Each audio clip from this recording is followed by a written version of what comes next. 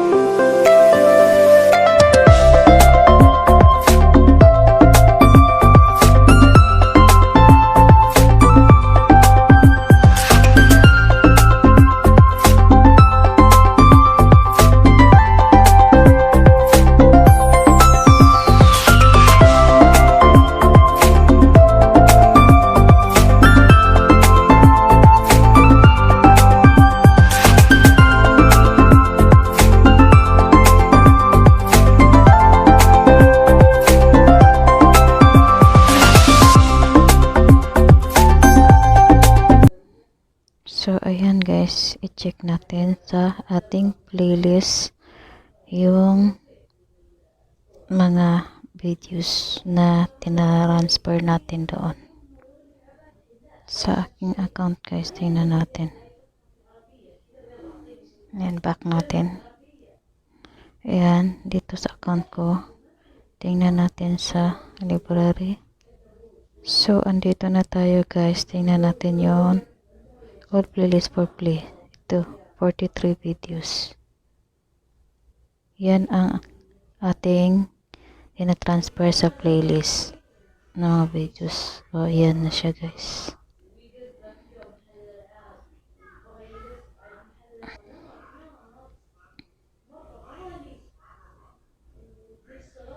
Ano na siya lahat guys. Tapos, i-share natin sa messenger. Sa account ko lang guys. Ayan, tingnan natin sa messenger. Ayan, lumabas na yung link ko guys. I-copy muna natin. Tapos, punta tayo sa Yandex browser para ilagay natin sa watch later ng isahan guys. So, click natin itong Yandex browser. So, dito, i-search natin ang good old YouTube. Ito. Ayan, tapos click natin itong Google Chrome.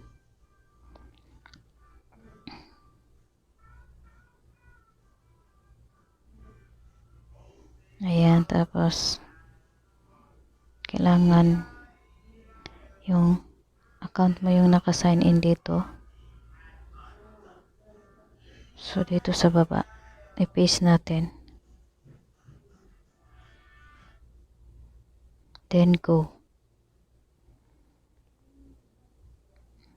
So, ayan na guys, yung playlist natin, na-transfer natin sa watch later ng isahan. Hindi na tayo pa isa-isa guys. So, itong dot na to, click natin. Ayan. Tapos, click natin itong add all to. Ayan, dito. I-click natin itong watch later para ma-add siya sa watch later. So, okay na yun guys. Back tayo sa ating channel sa YouTube. Tingnan natin kung ando na siya.